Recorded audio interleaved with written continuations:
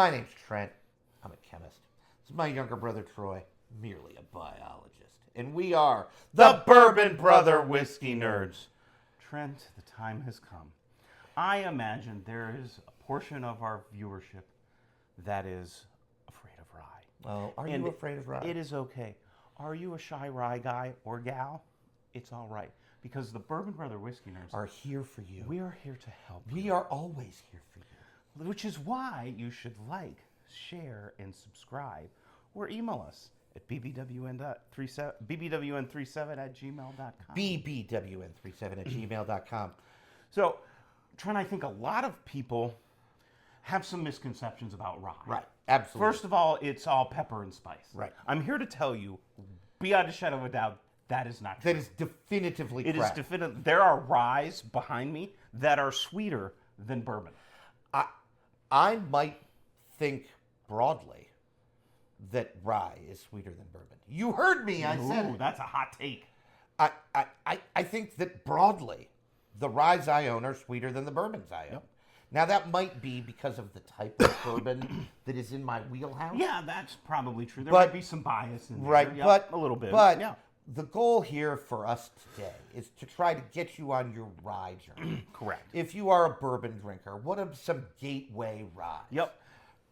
To move you from bourbon into rye, because when you go from only drinking bourbon to drinking rye and bourbon, you open up a plethora of options. I just used the word plethora. The world is your oyster. Absolutely. And triple word score on we're plethora. going to start with entry level. Like, what should you buy if this is your first rye? Right, exactly. And when I asked Troy that question off camera right before we started, he said... The first thing out of my mouth was Knob Creek 7. Now, Knob Creek Rye, this is an older bottle. Now this bottle is age stated. Yeah. 7-year. Mine does not have a number 7 on it. If you bought the same bottle, $35. It would have a 7-year age About stated. 53%? I think it's 55. Okay, 55, rye. somewhere around The there. rules of bourbon say that you have to be 51% corn. The rules of rye say that you have to be 51%. In order to call it rye. 51% This rye. is a great place to start. Oh, it's so sweet, really easy drinking. You could put it in a cocktail, a Manhattan, an old fashioned. I think 100 proof. Yep, like all Knob Creek facings, or at least most of them, coming in at 100 proof. Just a very, very It's good. a really easy to drink entry level rye. gateway rye. Really, really good. I, at my house by myself, tasted all of my ryes. This finished very, very highly. I mean, entry level ryes. I wasn't drinking anything really high proof for cask strength or really highly age stated. And again, folks, 7-year age stated. Knob Creek does such a good job with their rye. They really do. 55% rye. You want to start, I think, with pretty low. Relatively low. Low rye percentages in your rye. The corn is going to soften that pepperiness. It's going to soften. It's going to bring that sweetness. It's going to give you that buttery, popcorny note that we often talk about. But an excellent place to start. Excellent rye. Another good place to start, and this is getting more findable, is the Buffalo Trace offering in Sazerac rye. Actually, Buffalo Trace is owned by a big whiskey corporation who calls itself Sazerac. I mean, that's what they are.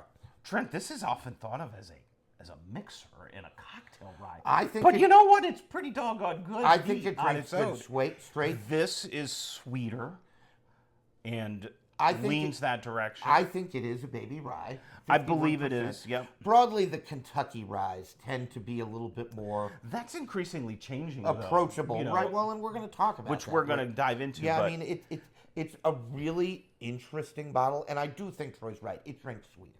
It does. Which is probably why 90 proof, so it's not a cocktail club you over the head with proof by any stretch of the imagination. All of this stuff is going to be pretty low proof. Yeah, right. Relatively. This is just easy to drink, and now it is a Buffalo Trace product, so it might be a little harder to find. $30 though. It's getting more and more findable. We see it on shelves in Pennsylvania with regularity now, and a year and a half ago that was not. And they still have like limit 2 on the bottles or whatever, and it's really not bad. I mean, we are relentless defenders of all flagship Buffalo Trace products as MSRP. And this one, I think it's one of my favorite 51 it's a good or 51% baby ryes. I mean, I really, really like it. So once you're willing to go up in that, this is a sweeter offering that is not a Kentucky baby rye. If you asked me, what's the first rye you should buy? This is my answer. Troy's answer was Knob Creek 7, and I respect the heck out of that. My answer is Old Overholt 100.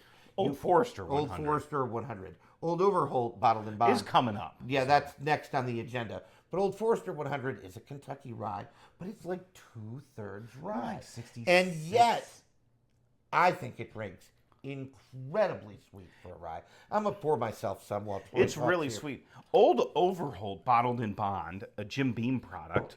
Old Overholt, some ties to Pennsylvania. So also kind of cool. We are in Pennsylvania.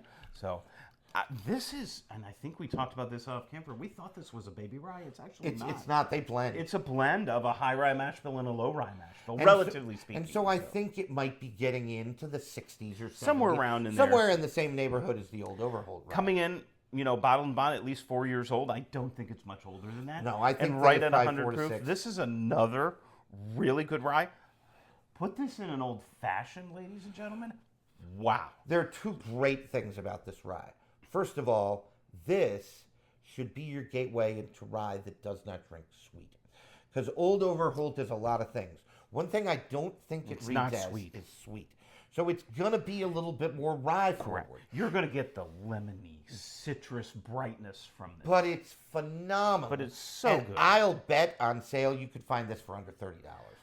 You might even be able to get it for under 25. If you found a deal, now my bottle is empty. Very, very sad. And We trust can't me, find it in I am Pennsylvania. alarmed. Well, it's in the county, but it's like far away from us in the county as you can get. Oh. I found a liquor store that regularly has it.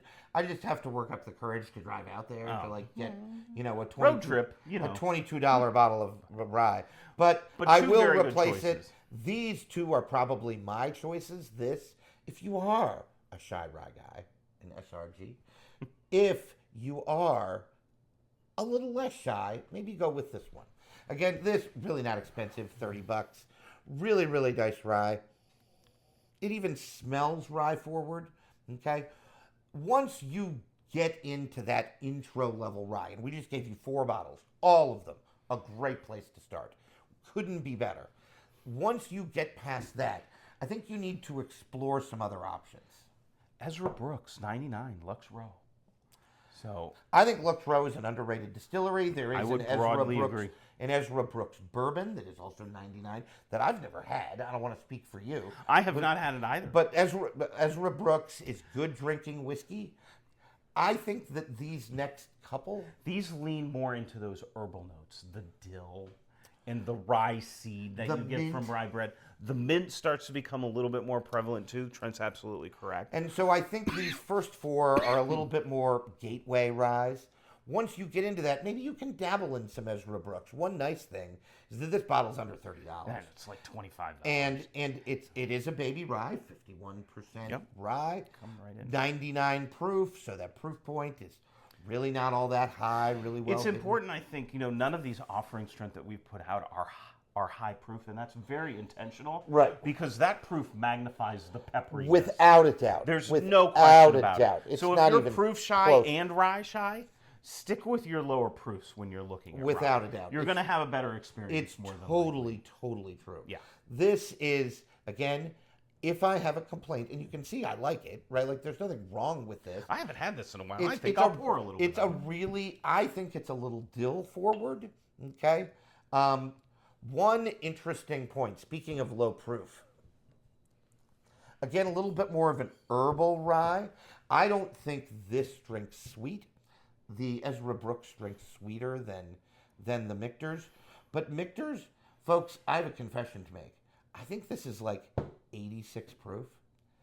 And normally, we would kind of poo-poo that. like poop on it, Yeah. right? It's bananas good. Michter's is known for a lower entry proof. They put it in the barrel at a lower Like entry proof. 108 or Yeah, some I didn't even know ridiculous. 103. One of the lowest entry proofs in the whiskey industry. And the argument for that is you retain some of the congeners and well, the and flavor the compounds. flavors, Yeah. right? And so it's not going to drink sweet. Again, if you want sweeter, you're looking to Sazerac, Old Forester, even Ezra Brooks, I think, is going to drink sweeter than this. But again, leading into those herbal notes, I think Michter's Rye is better than Michter's Bourbon. I'd much rather have this for 40 to 50 bucks. This Ezra Brooks drink's really nice. Yeah, it is sweet. It definitely leans into those herbal characteristics that we were talking about. There's no doubt about it. So we're going to shift gears. We're going to talk about Sagamore Spirit. If there is a distillery that has burst onto the scene that is not made as much noise as Sazerac, I don't know what it is. Pardon me, Sagamore, because Sagamore is doing all good things with rye. Amazing. We start to lean into more, Trent and I, when we talk about rye, we often talk about bright and citrusy, and then we go into the more dark and brooding rye. This kind of rides the line. There are some of those dark and brooding flavors like stewed prune and raisin and dark fruits like jam and jelly, balanced out with a good bit of those bright notes. This is 93%. I believe this is all their own distillate. Yes, it is. 93 proof. Yeah, one of the things that's interesting about Sagamore is located in Maryland. Great history there. The whiskey history begins in Kentucky with corn whiskey, what became bourbon, and in the Northeast, it was rye. Part of that was agricultural. Right, correct. Rye grows better in colder climates. And corn grows better in a little warmer climates, correct. Right? You can grow corn in Pennsylvania. We grow a crap ton of corn in Pennsylvania. But I think that most people think of places sort of to the west and to the south of Pennsylvania when they think corn, like Nebraska, Iowa, right? Like these are places.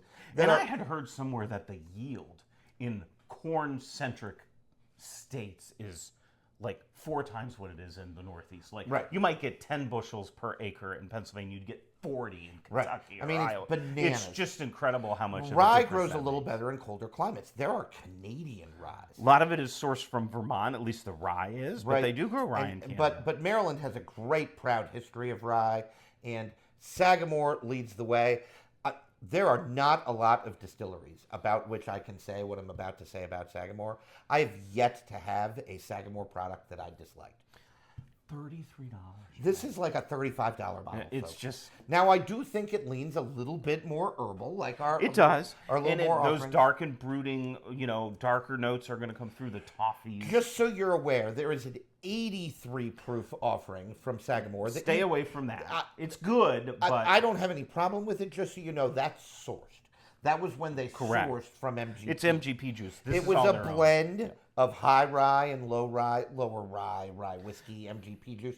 This is also a blend, but the 93 proof small batch offering is all Sagamore's own distillate. To me, the Sagamore starts off sweet, honey, brown sugar, and then it leans into those, herbal notes. I think that it's really good very stuff. Herbal. Yeah. But I agree with you. It's probably more sweet than it is anything else. Once you get into rye, you can really start to branch out, right? Obviously, Old Overholt makes ryes that are single barrel proofs. And by the way, folks, they are phenomenal. Like, knock you out of the park. But that is rye, hear me roar, and unashamedly. Well, same thing with like Old Overholt. Oh, yeah. Right? Like, for sure. It's just, same thing with Sagamore. They have 8-year and 9-year ryes that are just on the list of best ryes I've ever had. But they are really rye forward. So you want some of those herbal notes go away. It is just all rye spice all the time. But if you want to go up in rye spice, you can go up to Jack Daniel's rye. Jack Daniel's actually makes phenomenal rye. This is my 5th bottle of Jack Daniel's bonded rye, right about 70%. This is a 5th bottle of Jack Daniel's. This is something I reach for fairly often. You can see it's about 2/3 of the weight. You're going to need a 6th bottle for the end of the year. It is delicious. I reach for this fairly often. It just lives in that comfortable proof point when you come home from work and you just want to sip of something and to it's have bonded, with dinner. So it's 100 and it's proof. bonded. It just sits right there. It has to be at least 4 years. I think it's older than that. This, again, stays in that brighter territory with some of those darker fruit notes. Now, this is spicy. Right. There's no doubt about it. Now you're at like 70% rye, right? I think, and you're really tasting those rye characteristics. So you would want to sort of steer clear of this if you buy one of those others and they're getting close to too rye forward for you. But if you're game, I think this is a phenomenal rye. $40. It's hard to beat. It's so good. It's just, and if you really want to have fun and you're really on your journey, then you step up to the Jack Daniel's Single Barrel Barrel Proof which wins rye, which wins competition. the bottle I have is 135.5. It's just so insane. that is crazy. That is crazy proof territory for rye. But this is 100 proof. It'll be tamer, right? So again, folks, try not to be scared of rye. I can get you into rye for like 20, 30 bucks. Oh. And you can, once you drink that, decide what you like about it and what you don't like about it. Could you handle more spice? But that's the maximum of your proof. I gotcha. Yep. Something like this would be the way to go. Could you handle more herbal notes, more mint, more dill? We've got some offerings that we talk about there, right? Could you handle even more rye? One of the things that's interesting about rye that isn't as true with bourbon is with rye, yes, you have to be 51% rye, just like with bourbon, you have to be 51% corn. But there are not a lot of bourbons that are 100-0. 100% corn. Yeah. I mean, that the industry would call a corn whiskey. And while those exist, they aren't really popular in but 100-0 ryes, like drinking buttered popcorn. It's really weird. It's really strange. I'm not big into straight corn whiskey, but I am really big into 100-0 100-0 ryes, and there are a couple examples of that. Well, but the one that I've brought out for you is Whistle Pig. Now, just as point of emphasis, I don't dance jigs about this bottle. I don't think I've ever seen you in 48 years dance a jig. I kind of want to. Well, can we do that? We'd lose our viewership. Okay, never mind. Then we don't want to do that. I might dance a jig at some point. But I am all about some of these bottles. Go get you some Michter's Rye. Go get you some Sagamore Rye. Go get you some old Overholt, some Old Forester, some Knob Creek Rye. I don't know that I can say, this is sort of a mood pour for me, but I put it on the table because Whistle Pig is a Canadian company based in Alberta, I think, or some ridiculousness, that sources from Vermont, which is where the rye comes from, and makes this product. This is Whistle Pig Piggyback. It's sort of billed as a cocktail rye. It does have a nice little 6-year age statement. And some oak notes on it. And Whistle Pig does a pretty good job with their aging. They're 10-year and 12-year and 15-year, and even higher than that age-stated Whistle Pigs.